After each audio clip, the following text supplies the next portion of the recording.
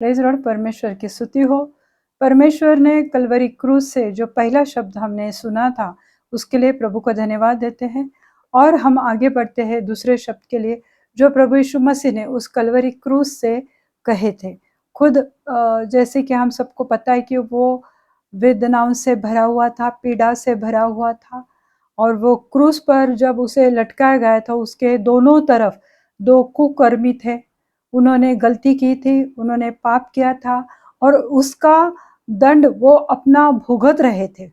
ऐसे में जो एक तरफ का कुकर्मी था, जो लुटेरा था, उसने कहा कि अरे तू सचमुच मसीहा है तो हमें, खुद को भी छुड़ा और हमें भी छुड़ा। तो यहाँ का जो लुटेरा था, तो उसने कहा कि अरे परमेश्वर से तो डर, इसने कुछ नहीं किया है, इसमें कोई पाप नहीं है। हम जो सजा भुगत रहे हैं, तो वो हमारी जो सजा है वो हमारे कर्मों की है, पर इसने तो कुछ किया नहीं है। तो हम देखते हैं दूसरा शब्द जब प्रभु यीशु मसीह ने कलवरी क्रूज से कहा था, लूका रचित सुसमाचार उसका 23वां अध्याय और 40वें आयत में हम देखेंगे, लूका 23 वर्स 43। उसने कहा उसने उससे कहा, मैं तुझसे सच कहता हूँ कि आज ही तू मेरे साथ स्वर्ग लोक में होगा। ये किसने कहा था? दूसरे चोर ने प्रभु यीशु मसीह को विनती की, हे प्रभु यीशु, जब तू अपने राज्य में आए तो मेरी सुधि लेना। प्रभु यीशु मसीह को उस लुटेरे ने कहा था कि हे यीशु, जब तू अपने राज्य में आएगा, यानी स्वर्ग राज्य में आए, तो मेरी सुधि लेना, यानी मुझे याद करना। ये जो लुटेरा था, उसे पवित्र आत्मा ने उसे चलाया, पवित्र आत्मा ने उसे दिखाया कि यही मेरा इकलौता पुत्र है, और ये स्वर्ग राज्य में आने वाला है। ये पृथ्वी जब छोड़ देगा तो वो मेरे पास आएगा, ये मेरा इकलौता पुत्र है। और इस लुटेरे ने प्रभु यीशु मसीह पर एकदम आखिरी वक्त में विश्वास किया, क्योंकि तीनों को, उन दोनों लुटेरों को पता था, कुकर्मियों को, कि हम तो अभी मरने वाले, कुछ समय बाद, कुछ पलों बाद हम तो मरने ही वाले। एक ने प्रभु यीशु मसीह की निंदा की कि अगर सच में तू मसीह है तो खुद को छुड़ा और हमें भी छुड़ा। पर दूसरा जो प्रभु यीशु मसीह के बारे में सोच रहा था, और उसे लग रहा था कि इसके पास कोई, इसने अनुचित काम नहीं किया है, ऐसा कोई बुरा काम इसने नहीं किया हुआ है। ये जब उसे महसूस हुआ, पता चला, या उसने कभी कुछ सुना होगा प्रभु यीशु मसीह ने जितने चमत्कार किए हैं, जितने प्रभु यीशु मसीह ने 3 साल में कार्य किए हैं, शायद उसने कुछ सुना हुआ होगा, और आज वो उसको देख रहा था, और उसने ये महसूस किया कि जो लोग उसको मार पीट रहे, उसकी ठट्टा कर रहे, उसके कपड़ों को उन्होंने टुकड़ों में बांट के बंटवारा किया था उसका, या जो भी उसको हंस रहे थे, उसको ऊपर कांटों का ताज पहना था, उसके हाथ में कीले ठुकवाए थे, ये सब जो लोग कर रहे थे, तो ये दोनों लुटेरे भी, वो उनको भी वो सब कुछ मालूम था। और ये कलवरी क्रूस जो था, या क्रूस की मृत्यु, या जमीन से जो ऊंचाई पर जो भी लटकाया जाता है, तो ये एक वो श्रापित मृत्यु थी। तो ऐसे हालातों में कि लोग को ये उसके पास नहीं, उसके चेले भी उसको छोड़कर चले गए थे, ऐसे सब परिस्थितियों में प्रभु यीशु ने पहला शब्द कहा था कि हे पिता, इन्हें माफ कर, क्योंकि ये नहीं जानते कि ये क्या कर रहे। प्रभु यीशु मसीह ने उन सब तमाम लोगों के लिए जो वहां पर खड़े थे, जो प्रभु यीशु मसीह को सपोर्ट नहीं कर रहे थे, जो उसकी निंदा कर रहे थे, जो उसके विरुद्ध में थे, पूरे जगत के हर एक व्यक्ति के लिए प्रभु यीशु मसीह ने पिता से मध्यस्थी की और क्षमा मांगी थी। और इस बात को इस लुटेरे ने सुना था कि इतने सब बुरे परिस्थितियों में भी वो दूसरों की परवाह कर रहा है, दूसरों के लिए वो माफी मांग रहा है। तब परमेश्वर ने उसके मन में कुछ तो बात डाली होगी, पवित्र आत्मा ने जब उसे चलाया, तब उसने महसूस किया कि अरे हम तो पापी है। दूसरे चोर ने प्रभु यीशु मसीह से विनती की, हे यीशु, जब तू आएगा, अपने राज्य में आए, तो मेरी सुधि लेना। उसने विनती की और प्रभु यीशु मसीह ने तुरंत उसको कहा, अब उसने उससे कहा, मैं तुझसे सच कहता हूँ कि आज ही तू मेरे साथ स्वर्ग लोक में होगा। आज ही तूने अभी मुझे स्वीकार किया है, अभी तुझे लग रहा है कि मैं स्वर्ग राज्य में जाऊंगा, मैं राजाधिराज हूँ, ये बात अगर तूने मान ली है, ठान ली है, तो आज ही तू मेरे साथ स्वर्ग लोक में जाएगा। और पवित्र आत्मा ने उस चोर को प्रकट किया कि यही पिता का इकलौता पुत्र है और यही मसीहा है। उस कुकर्मियों को ये पता था कि इसने कोई अनुचित काम नहीं किया है या गलत काम या पाप इसने नहीं किया है। क्षमा करने वाला, उद्धार देने वाला इस चोर से कह रहा था कि तू आज मेरे साथ स्वर्ग लोक होगा। जो चोर है, गुनहगार है, पापी है, कुकर्मी है, पर उसने अंत के क्षणों में प्रभु यीशु मसीह को स्वीकार किया था। इसका मतलब ये नहीं है कि हम लोग पूरी जिंदगी बुरे काम करें और अंत के क्षणों में प्रभु का स्वीकार करें, ऐसा नहीं है। पर ये कुकर्मियों को शायद मौका नहीं मिला था प्रभु को जानने का, पर जब उन्होंने स्वीकार किया, तब परमेश्वर प्रभु यीशु मसीह ने उसकी विनती को स्वीकार किया और प्रभु यीशु मसीह ने उसे एक प्रॉमिस दिया कि मैं तुझसे सच कहता हूँ, मैं झूठ का परमेश्वर नहीं हूँ, मैं सच बोलने वाला परमेश्वर हूँ। और मैं तुझसे सच कहता हूँ कि आज ही जो है बहुत इंपॉर्टेंट है कि आज ही तू मेरे साथ स्वर्गलोक होगा। ये प्रभु यीशु मसीह का एक बहुत बड़ा प्रॉमिस था उसके लिए। कुछ लोगों के एक्सीडेंट हो जाते हैं और वो एक्सीडेंट में मर जाते हैं, डायरेक्ट वेंटिलेटर पे होते हैं, आईसीयू में चले जाते हैं, तो उनके पास मौका नहीं होता है कि वो अपने गुनाहों के लिए पश्चाताप करे, प्रभु यीशु मसीह से माफ़ी मांगे, क्षमा मांगे, वो उनको मौका नहीं मिल पाता है। पर यहाँ पे हम देखते हैं कि प्रभु यीशु मसीह के बाजू में जो चोर था, जो गुनहगार था, उसको पवित्र आत्मा ने जैसे चलाया, तो उसने प्रभु यीशु मसीह से विनती की, अपने पापों की उसको उसके मन में लगा कि मैं सचमुच पापी हूँ। उसके मन में वो भावना उत्पन्न हुई कि मैं पापी हूँ और उसने कहा कि मुझे जब तू अपने राज्य में आएगा, यानी उसे पता था, उसे एक विश्वास था कि जब ये पृथ्वी छोड़कर जाएगा तो वो सीधा स्वर्ग में ही जाएगा और वहाँ पर उसका सिंहासन होगा, वहाँ पे वो राजा होगा। इसलिए उसने कहा कि जब तू अपने राज में आएगा तो मेरी सुधि लेना, मुझे याद करना।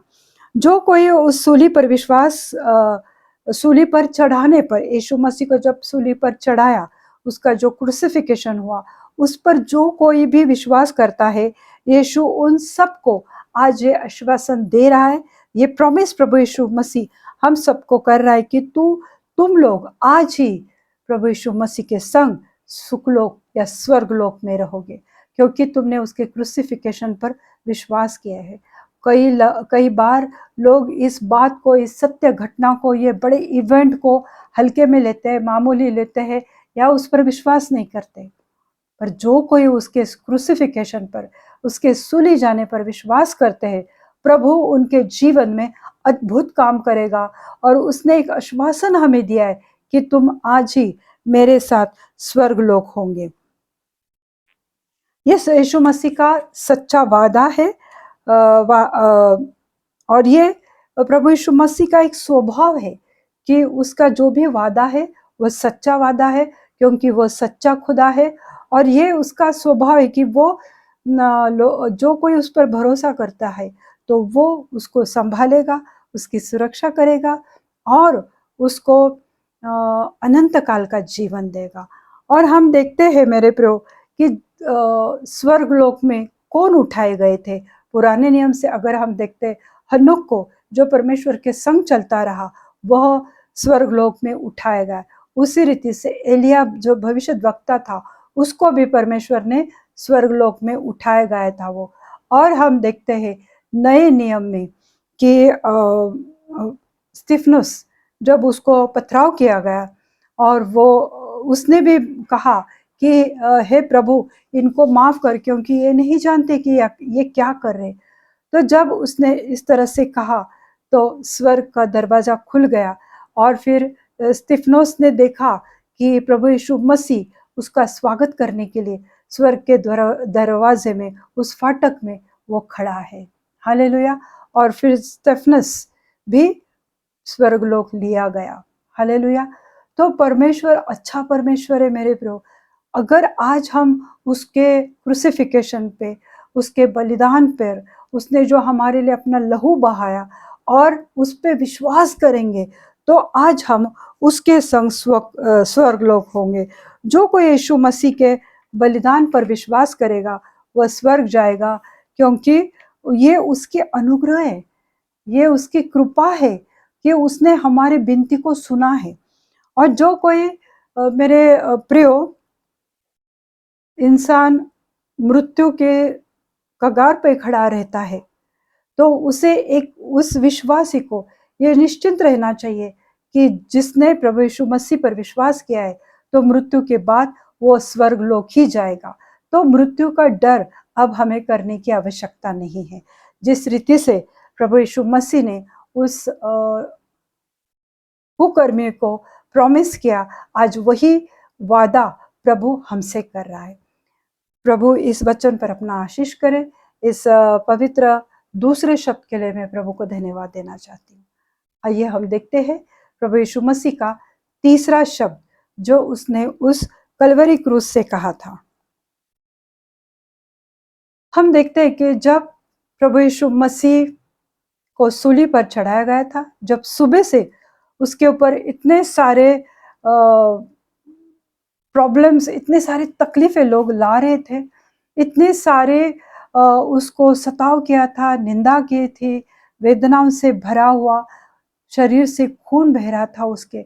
और ऐसी अवस्था में हम देखते कि जो यहूदा इस्करियोती थे, जिसने सिर्फ 30 सिक्कों के लिए उसने प्रभु को पकड़वाया था, और बाद में वो बहुत पछताया, तो वो वहां से चला गया, क्योंकि उसे नहीं पता था कि ये लोग, ये जो फरीसी लोग है, रोमी सिपाही है, कि उसके साथ इतना बुरा बर्ताव करेंगे। मानवता की सब क्रूरता की हदें इन लोगों ने पार कर चुके थे। और ऐसे समय में पतरस भी प्रभु यीशु मसीह का साथ छोड़कर चला गया था। और प्रभु यीशु मसीह ने देखा कि सब तो गए हैं मेरे चेले, पर एक यूहन्ना और उसकी माता उसने देखा। और जो स्त्रियां, बहुत सारी स्त्रियां गालिल से आई हुई थी, और वो भी वहां पर खड़ी थी, पर जब उसकी नजर अपनी माँ की ओर गया, तब उसने क्या कहा, ये तीसरा शब्द है मेरे प्रियो, यूहन्ना रचित सुसमाचार उसका 19वां अध्याय और 26 से लेकर 27 आयत तक हम देखते हैं तीसरा स्वभाव प्रभु यीशु मसीह का। जब यीशु ने अपनी माता और उस चेले को जिससे वो प्रेम रखता था पास खड़े देखा, तो अपनी माता से कहा, हे नारी, देख तेरा पुत्र, देख तेरा पुत्र है। यूहन्ना के बारे में कहा। 27वीं आयत में लिखा है, तब उसने चेले से कहा, यह तेरी माता है। और उसी समय से वह चेला उसे अपने घर ले गया। उसी समय प्रभु यीशु मसीह ने उसे आज्ञा दी, उसको कमांड किया कि देख ये तेरी माता है, तुझे इसे संभालना है, उसकी देखभाल करनी है। मैं तो अब ये जगत को छोड़कर जा रहा हूँ, मैं इस संसार को छोड़ के जा रहा हूँ, इस संसार के इस शारीरिक शरीर को मैं छोड़कर जाने वाला हूँ। और उसने अपने माता को नारी कहा। लोगों को लगता है कि वो नारी कहकर उसको नीचा दिखा रहा था, पर ऐसा नहीं है। जैसे कि मुझे लगा कि वो कुछ समय बाद इस संसार को छोड़ के जाने वाला था, और उसकी माँ उसको देखती जा रही थी, निहारते जा रही थी अपने बेटे को। और जब वो छोटा था, और समर्पण के लिए जब उन्होंने वो छोटे से बच्चे को लेकर जब परमेश्वर के पवित्र भवन में यरूशलेम में जब वो लोग आए, तो वहां पे शमौन नामक एक भविष्यद्वक्ता था, जिससे परमेश्वर ने वादा किया था कि जगत के उद्धारकर्ता को देखे बगैर तुझे मृत्यु नहीं आएगी। और जब ये छोटा सा बच्चा लेकर मरियम और यूसुफ उस पवित्र भवन में गए, पवित्र आत्मा उसके ऊपर आया, पवित्र आत्मा ने उसे प्रकट किया कि यही है वो बच्चा जो पूरे जगत का उद्धार करने वाला है। तब उसने कहा, उस बच्चे को देखकर उसे बहुत अच्छा लगा, उसने बहुत कुछ बातें कही, पर उसने आखिर में उसने एक बात कही थी कि एक तलवार तेरे हृदय में से आर पार छिद जाएगी। मरियम ने उस बात को सुना और अपने मन में, हृदय में उस बात को रखा था। और आज जब उसका बेटा, जो एक पाप से कोसों दूर, पाप रहित वो बेटा उसका, जो एक इनोसेंट था, जो एक धर्मी बेटा था, जो किसी स्त्री पुरुष के संबंध से पैदा नहीं हुआ था, निष्कलंक, ऐसा अपने बेटे को वो सूली पर देख रही थी, लहूलुहान अपने बेटे को देख रही थी और मन में उस वचन को याद कर रही थी जो शमौन ने कहा था कि एक तलवार तेरे हृदय से छिद जाएगी।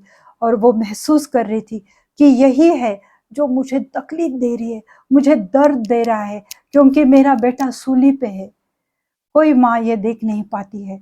और उसने उसको जब नारी कहा तो शायद उस माँ को भी लगा होगा कि अरे, इसने मुझे माँ नहीं कहा। यीशु मसीह को लगा होगा कि अगर मैं इसे माँ कहता हूँ तो ये बहुत दिन तक मेरे लिए शोक करेगी, मरते दम तक मेरे लिए शोक करेगी। अगर मैं उसे नारी कहता हूँ तो शायद इसका दर्द थोड़ा हल्का हो जाएगा। माँ का दर्द तो कभी कम नहीं होता है अपने बच्चों के लिए। अगर वो बीमार है, किसी परेशानी में, हालातों में है, तो ऐसी स्थिति में उसने उसे नारी कहा था। मेरे मेरे प्रियो, अब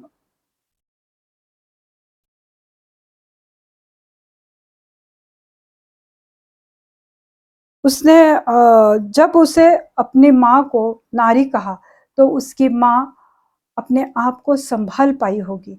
और नारी इसलिए भी कहा था ताकि कोई इंसान उसकी आराधना ना करे, मरियम की, इसलिए उसने नारी कहा था।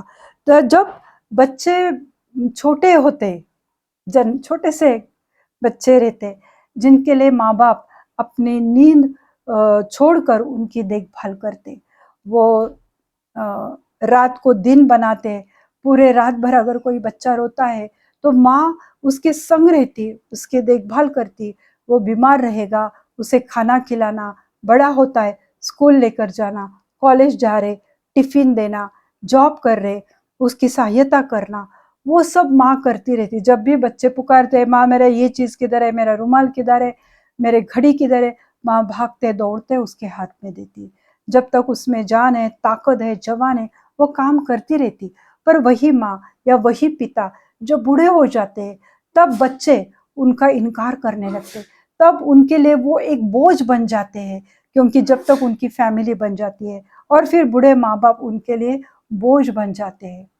आज प्रभु यीशु मसीह ने ये सब नौजवानों को ये सीख दी गई है कि अपने माता पिता का आदर करो, क्योंकि परमेश्वर की आज्ञा भी है कि तू अपने माता और अपने पिता का आदर करना। और वही काम प्रभु यीशु मसीह कर रहा था, क्योंकि वो पुराने नियम को खारिज करने या वो उसको खत्म करने नहीं आया, पर वो पूरा करने के लिए आया था। और जो मूसा के द्वारा परमेश्वर ने जो भी 10 आज्ञाएं दी गई थी, उसमें से ये जो एक आज्ञा है कि तू अपने माता और पिता का आदर कर, तो वो उसने किया। अपने बड़े बेटे होने की जिम्मेदारी उसने निभाई। और ये इसका तीसरा स्वभाव है कि उसने जिम्मेदारी को निभाई अपने माँ के प्रति, और अपने सबसे चहीते चेले को अपने माँ की जिम्मेदारी उसके हाथ में सौंप दी, क्योंकि उसे विश्वास था कि ये मेरा चेला मेरी माँ को देख सकता है।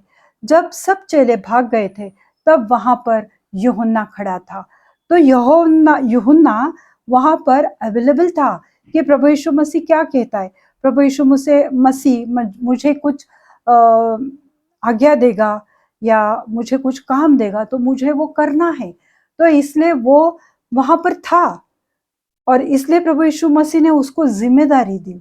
उसकी काबिलियत को देखकर प्रभु यीशु मसीह ने उसको जिम्मेदारी दी। मेरे प्रियो, क्या आज हम परमेश्वर के लिए, प्रभु यीशु मसीह के लिए अवेलेबल है? क्या हमारे पास समय है? क्या हम परमेश्वर को उतना फेलोशिप में बैठते हैं? क्या कलीसिया में हम जाते हैं? क्या हम प्रभु यीशु मसीह को स्तुति आराधना देते कि उसने हमारे लिए इतना कुछ किया?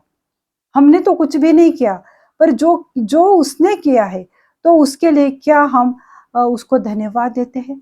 क्या दिन की शुरुआत उसके पवित्र नाम से करते हैं? क्या हम रात को सोने के पहले भी प्रेयर में बैठते हैं? क्या हम पवित्र कलाम को पढ़ते हैं? प्रभु को कहते हैं कि हे पिता, हे प्रभु यीशु मसीह, हमें बता कि तेरे मन में हमारे लिए क्या योजना है, तू क्या चाहता है मेरे जीवन से, मुझे बता, ताकि तेरी जो योजनाएं हैं, जो तेरी कल्पनाएं मेरे विषय में है, उसे पूरा मैं कर सकूं। हालेलुया। इसलिए हमें प्रभु यीशु मसीह के संग अवेलेबल होना चाहिए, हमें उसके लिए उपलब्ध होना चाहिए। हालेलुया। तो ये प्रभु यीशु मसीह का ये तीसरा स्वभाव है कि उसने अपनी माँ की जिम्मेदारी ली और बड़ों को, माता पिता का आदर करना, उनकी रिस्पेक्ट करना और उनकी जिम्मेदारी उठाना, ये प्रभु यीशु मसीह का स्वभाव था। ये उसने कहीं से चिपकाया नहीं था, वो अंदरूनी उसका ये नेचर था। तो उसके स्वभाव का हमने ये तीसरा अंग देखा है, या पहलू को हमने आज देखा है। तो प्रभु परमेश्वर इस वचन पर अपना आशीष दे और ये तीसरा शब्द आप सबके लिए आशीष लेकर आए। धन्यवाद देती हूँ मैं प्रभु यीशु मसीह को। आज हम अभी चौथे शब्द के ओर जा रहे।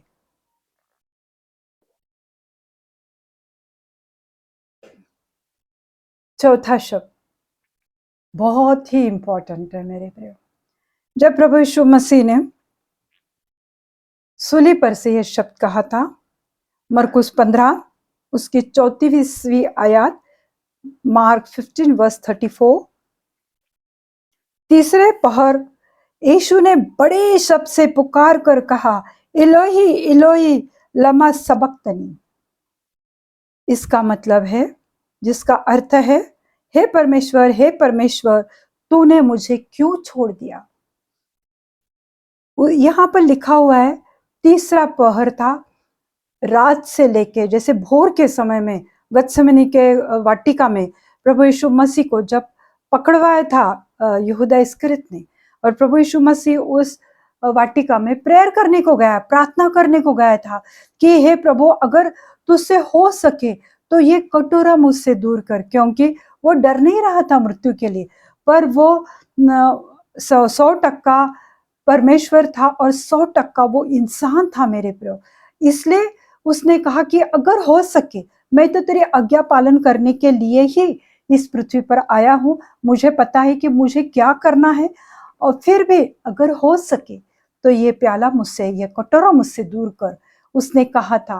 पर जो पिता, जो हमसे बेहद प्रेम करने वाला पिता है, उसने अपनी इच्छा पूरी करने के लिए प्रभु यीशु मसीह को इस पृथ्वी पर भेजा था। और जब हम देखते हैं सुबह से लेके तीसरे पहर तक प्रभु यीशु मसीह अपने लहूलुहान शरीर से लेकर क्रूस पर टंगा हुआ अकेला बेसहारा वहां पर था, क्योंकि उसकी माता को भी वो यूहन्ना दूर लेकर गया था। वहां पर उसके चेले भी नहीं थे, दूर कहीं तो कुछ स्त्रियां वहां पर खड़ी थी, उसके लिए रो रही थी, उसको देख रही थी।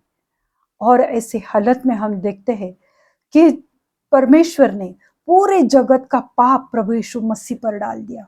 पूरे जगत का, हर एक इंसान का जो पाप मेरे प्रियो, उसके भूतकाल का, वर्तमान और भविष्य काल में भी हम लोग जो पाप करने वाले थे, वो सब पापों को मिलाकर परमेश्वर ने, पिता ने, वो प्रभु यीशु मसीह पर डाला।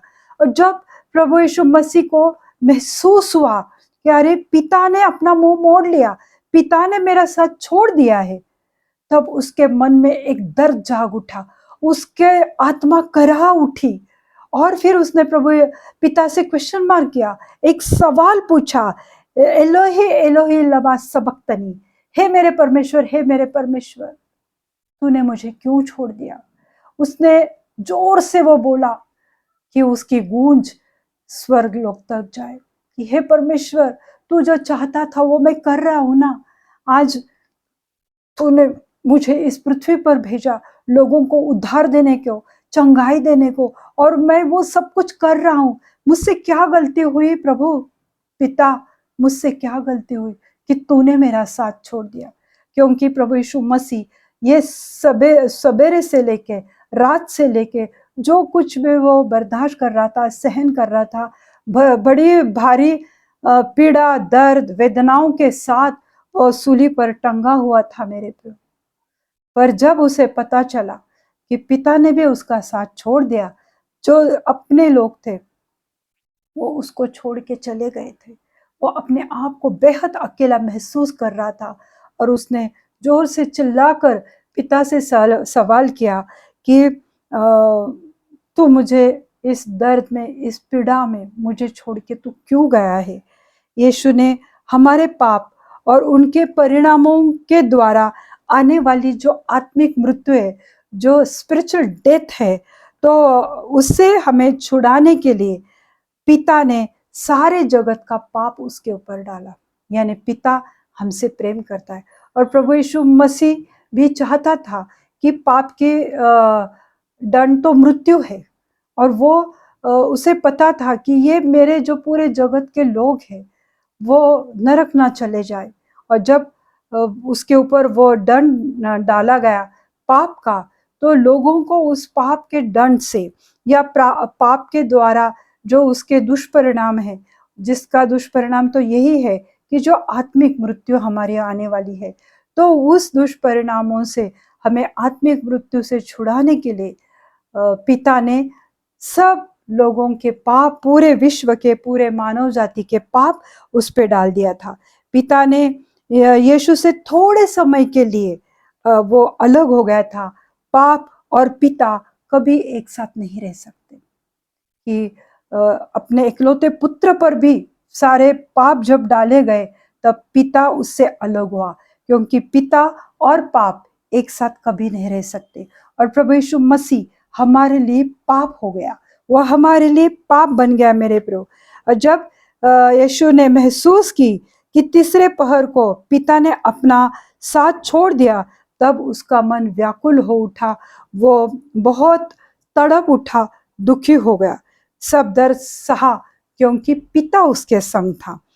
भजन 22 और 1 में हम देखते हैं, तो वहां पर भी ये वचन लिखा हुआ है। आइए हम देखेंगे।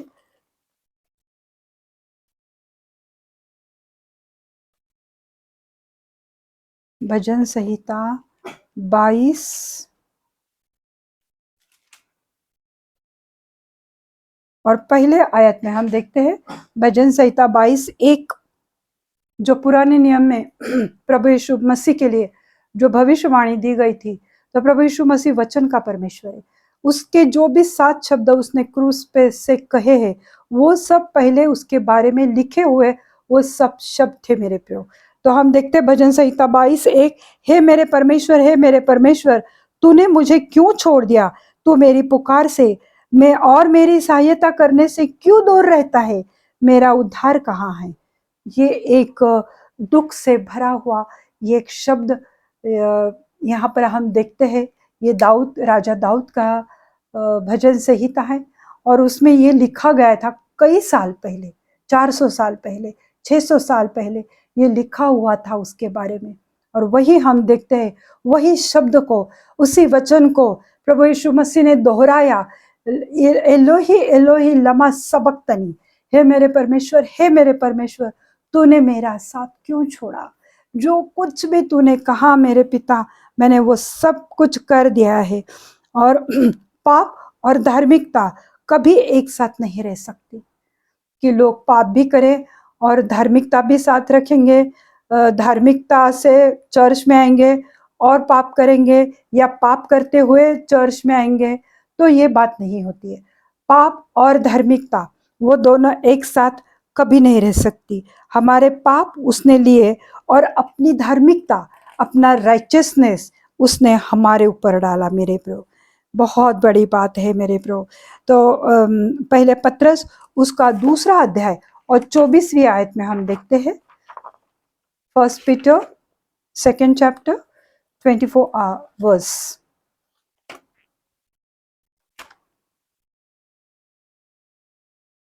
24वीं आयत में हम देखते हैं, पहला पत्रस उसका 2 अध्याय और 24वें आयत में लिखा है, वह आप ही हमारे पापों को अपनी देह पर लिए हुए क्रूस पर चढ़ गया, जिससे हम पापों के लिए मरकर धार्मिकता के लिए जीवन बिताए। उसी के मारे जाने से तुम चंगे हो चुके। जिसने आप ही वो खुद अपने मर्जी से वो क्रूस पर चढ़ा, जिससे हम पापों के लिए मरकर धार्मिकता का जीवन जिए। वो क्रूस पर क्यों चढ़ा? क्या उसे शौक था? क्या उसे लोगों की वाहवाही चाहिए थी कि मैं तुम्हारे लिए सब कुछ कर रहा है? पर वो चाहता था, वो अपने आप को कर रहा था, क्योंकि वो सामर्थ्य परमेश्वर था। वो परमेश्वर था, 100% मनुष्य भी था, उसमें वो सामर्थ्य था। अगर वो चाहता था तो पूरी स्वर्गदूतों की बहुत सारी टुकड़ियां वहां पर वो खड़ा कर सकता था उसकी रक्षा के लिए, पर उसने ऐसा नहीं किया, क्योंकि वो अपने आप को उस क्रूस पर चढ़ाया। क्यों चढ़ाया मेरे प्रियो? ताकि हम धार्मिकता का जीवन जिए। हमारे हृदय में वो इच्छा पैदा हो जाए कि हमें धार्मिकता का जीवन जीना है मेरे प्रियो। तो आज हम ये चौथे शब्द में हमने ये सीख लिया है कि प्रभु यीशु मसीह चाहता है कि तुम धार्मिकता का जीवन जियो, और पिता का साथ छूटने से वो अकेला हो गया था, और मतलब वो पिता से बेहद प्रेम करता था, और उसके साथ छूटने से उसने अपने पिता को क्वेश्चन मार्क भी किया है मेरे प्रियो। हम देखते हैं यूहन्ना 17:4, जो कार्य तूने मुझसे करने के लिए कहा था मैंने उसे पूरा करके मैंने पृथ्वी पर तेरी महिमा की है। वो कहता है अपने पिता से कि पिता, तूने जो कुछ भी मैं मुझे कहा था वो मैंने किया है, वो कार्य मैंने खत्म किया है, और वो कार्य खत्म करके मैंने तेरी महिमा की है मेरे ब्रो। उसने प्रभु यीशु मसीह का ये हम देखते हैं चौथा जो उसका स्वभाव था मेरे प्रियो, तो वो स्वभाव उसका ये था कि वह